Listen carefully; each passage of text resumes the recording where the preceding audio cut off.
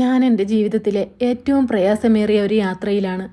പ്രിയപ്പെട്ടവൾ എന്നെയും 3 പിഞ്ചു മക്കളെയും തനിച്ചാക്കി പോയെന്ന് കുറച്ച് സമയം മുമ്പാണ് നാട്ടിൽ നിന്നും വിവരം ലഭിക്കുന്നത്.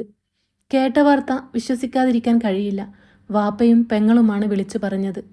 വിവരം അറിഞ്ഞപ്പോൾ തന്നെ എൻ്റെ കൂടെ മൂത്ത സഹോദരനുണ്ട്. നാട്ടിലേക്കുള്ള ടിക്കറ്റ് എടുത്തു. എയർപോർട്ടിലേക്കുള്ള യാത്രയിലാണ്. ജ്യേഷ്ഠൻ്റെ കരങ്ങൾ ഒരാശ്വാസം പോലെ എന്നെ തഴുകുന്നുണ്ട്. കണ്ണിൽ നിന്നും കണ്ണീരല്ല, ഹൃദയത്തിൽ നിന്നും ചുടുരക്തമൊഴുകി പരക്കുന്നു. ഉള്ളൊക്കെ പുകയുന്നു. അവൾക്ക് എങ്ങനെ മനസ്സ് വന്നു ഞങ്ങളെ തനിച്ചാക്കി പോകാൻ? എന്ത് കുറവാണ് ഞാൻ അവൾക്ക് കൊടുത്തത്? വാർത്ത അറിഞ്ഞതു മുതൽ എന്നെ വന്ന് മൂടിയൊരു ദുഃഖം അതിങ്ങനെ തണുത്തുറഞ്ഞുകൊണ്ടിരിക്കുന്നു. ഒരു വാക്കുപോലും മിണ്ടാൻ കഴിയാതെ ശബ്ദം പോലും നിലച്ചു പോയൊരവസ്ഥ. ശക്തമായ തലവേദനയും കൂടി ആയപ്പോൾ ഞാൻ പൂർണ്ണമായും തകർന്നു പോയി.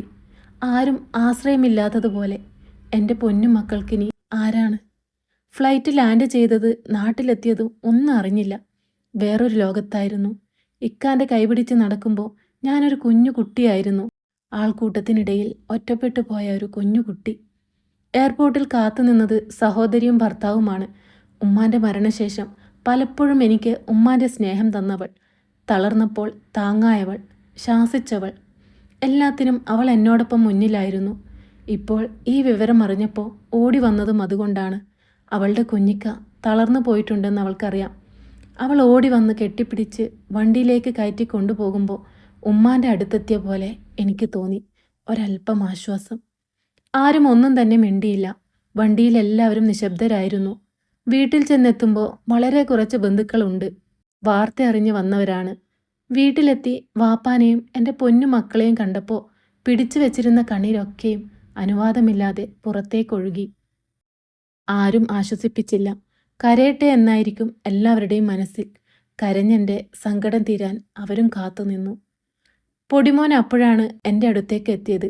വാപ്പച്ചി, ഉമ്മ പോയി എന്ന് പറഞ്ഞ് മക്കൾ കരയുമ്പോൾ ഞാൻ എന്താണ് അവരോട് പറയേണ്ടത്? അവർക്കൊന്നും അറിയില്ല. കുഞ്ഞു മക്കളാണ്.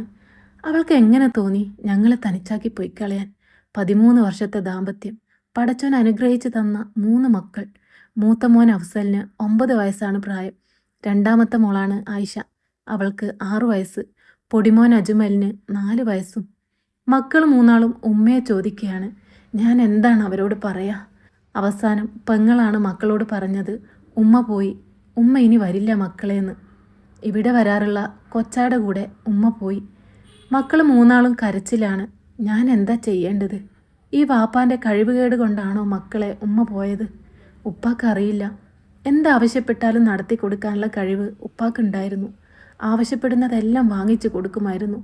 അവളുടെ ആഗ്രഹപ്രകാരമാണ് വീടെല്ലാം പുതുക്കി പണിഞ്ഞതും ടൈലെല്ലാം മാറ്റിയിട്ടതും. മുറ്റത്തെ പൂന്തോട്ടം ഒരുക്കിയതുപോലും അവളുടെ ആഗ്രഹപ്രകാരമായിരുന്നു. പടച്ചോൻ്റെ അനുഗ്രഹം കൊണ്ട് എല്ലാം നടത്തി കൊടുക്കാനുള്ള കഴിവുണ്ടായിരുന്നു. ചെയ്തു കൊടുത്തതെല്ലാം കൂടിപ്പോയിട്ടാണോ അവൾ എന്നെയും മക്കളെയും ഉപേക്ഷിച്ച് പോയി കളഞ്ഞത്?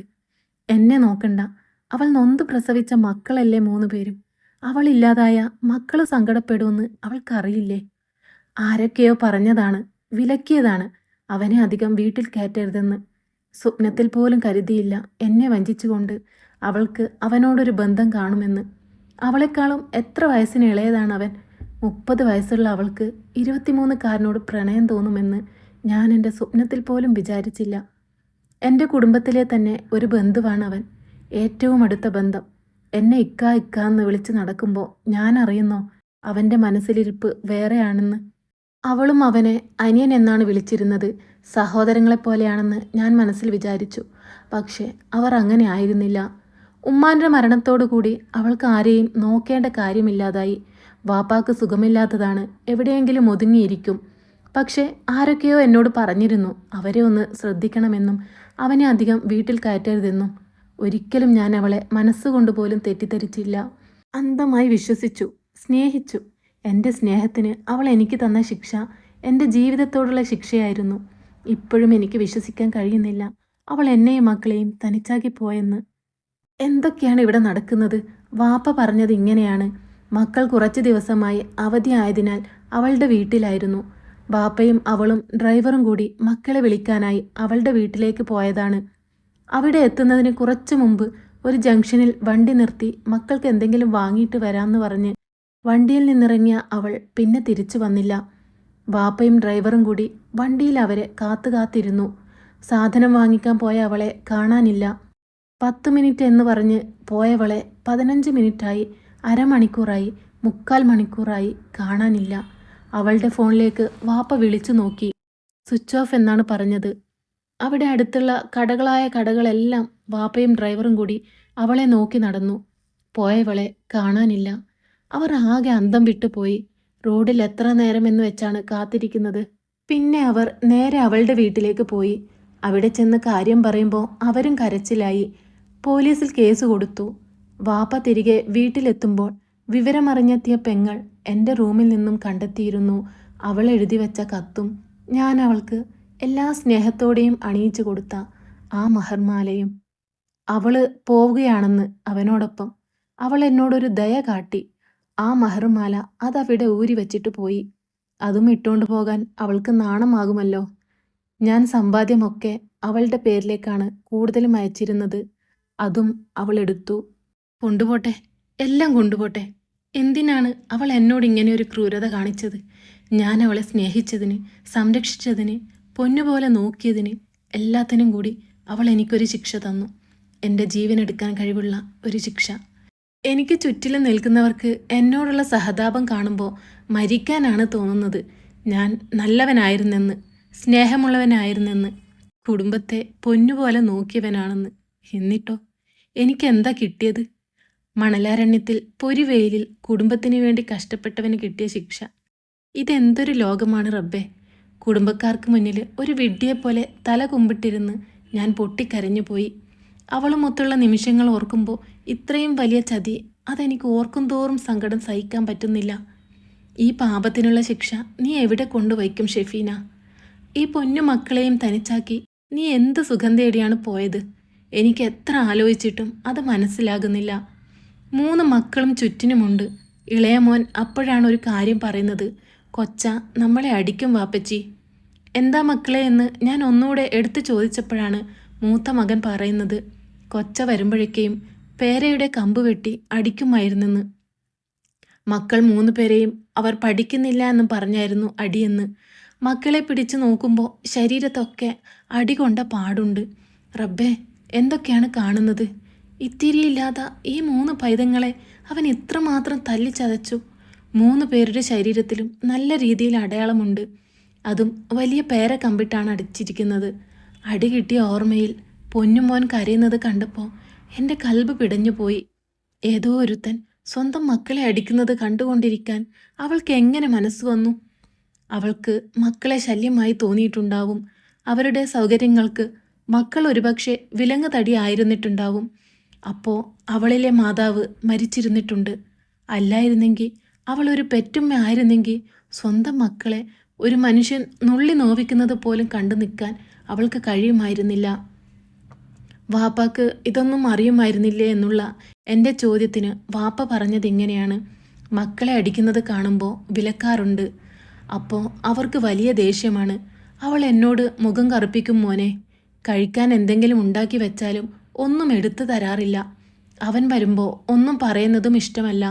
നമുക്ക് എല്ലാ സഹായത്തിനും വരുന്നതല്ലേ എന്നാണ് അവളുടെ പക്ഷം. അവൾക്ക് ഞങ്ങളോടൊക്കെ വലിയ ദേഷ്യമാണ്. പിന്നെ നടക്കുന്ന കാര്യങ്ങളൊക്കെ മോനോട് വിളിച്ചു പറഞ്ഞ നിങ്ങൾ തമ്മിൽ എന്തെങ്കിലും പ്രശ്നം ഉണ്ടാകുമെന്ന് പേടിച്ചിട്ടാണ് നിന്നോടൊന്നും പറയാതിരുന്നത്. പക്ഷേ അതിങ്ങനെ വന്ന് ഭവിക്കുമെന്ന് ഞാൻ ഒരിക്കലും വിചാരിച്ചില്ല മോനെ. ശ്രദ്ധക്കുറവാണ്. അതുകൊണ്ടാണ് ഇത്രയും വലിയൊരു അബദ്ധം പറ്റിയത്. ഈ പ്രശ്നം അറിഞ്ഞതിനു ശേഷം ആദ്യമായിട്ടാണ് എൻ്റെ മനസ്സ് പറഞ്ഞത്, പോട്ടെ, അവൾ പോയത് നന്നായി. അല്ലെങ്കിൽ ഒരുപക്ഷെ അവൾക്ക് തടസ്സമായി എൻ്റെ മക്കളെയും വാപ്പയെയും തോന്നിയിരുന്നെങ്കിൽ TV ന്യൂസുകൾ കാണും പോലെ എൻ്റെ വാപ്പയും മക്കളും ചിലപ്പോൾ വെള്ള തുണിയിൽ പുതച്ചാണ് ഞാൻ കണ്ടിരുന്നതെങ്കിലോ. പടച്ചോനെ, അതൊന്നും ഓർക്കാൻ കൂടി പറ്റുന്നില്ല. അതുകൊണ്ട് പോട്ടെ, അവൾ പോയി. അവളുടെ ഇഷ്ടത്തിന് ആരുടെ കൂടെ വേണമെങ്കിലും ജീവിക്കട്ടെ. കാണുകയും കേൾക്കുകയും ചെയ്യുന്ന വാർത്തയുടെ ഷോക്കിൽ എൻ്റെ ഉള്ളിലാകെ ഒരു ഉഷ്ണക്കാറ്റടിച്ച് വീശി. ആ ചൂടിൽ ഞാൻ സർവ്വം എരിഞ്ഞു പോകുന്നത് എനിക്കറിയാൻ പറ്റുന്നുണ്ട്.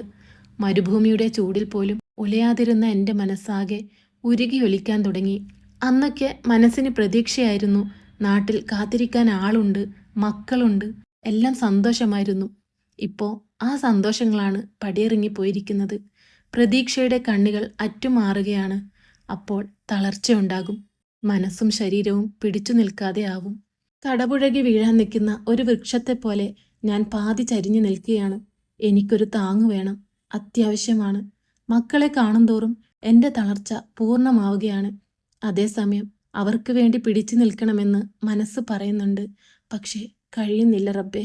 അങ്ങനെ വർഷം 2 കഴിഞ്ഞു. എൻ്റെ മക്കൾ ഉമ്മയില്ലാതെ ജീവിക്കാൻ പഠിച്ചു. ഇന്നെൻ്റെ ഒരു ഫ്രണ്ട് വിളിച്ചിരുന്നു. എടാ, നീ അറിഞ്ഞോ, നിന്റെ ഭാര്യ ഷെഫീന അവളുടെ വീട്ടിലേക്ക് തിരിച്ചെത്തി. ഞാൻ അത്ഭുതപ്പെട്ടു. അവൻ പറഞ്ഞു, എടാ, നിന്നെ ചതിച്ചതിനുള്ള ശിക്ഷ അവൾക്ക് കിട്ടി. അവളുടെ കയ്യിലുള്ള പൊന്നും പണമല്ല തീർന്നപ്പോൾ അവളുടെ കാമുകൻ അവളെ വാടക വീട്ടിൽ തനിച്ചാക്കി പോയി. ഭക്ഷണം കഴിക്കാൻ പോലും നിവൃത്തിയില്ലാതെ അവൾ തിരിച്ച് വീട്ടിൽ വന്നു. അവളെ പോയെന്ന് കാണണമെന്ന് മനസ്സ് പറഞ്ഞെങ്കിലും ഞാൻ നിയന്ത്രിച്ചു. പറക്കമുറ്റാത്ത എൻ്റെ പൊന്നു മക്കളെ ഉപേക്ഷിച്ച് പോയ അവളെ ഇനി ഒരിക്കലും എനിക്ക് കാണണ്ടെന്ന് ഞാൻ തീരുമാനിച്ചു.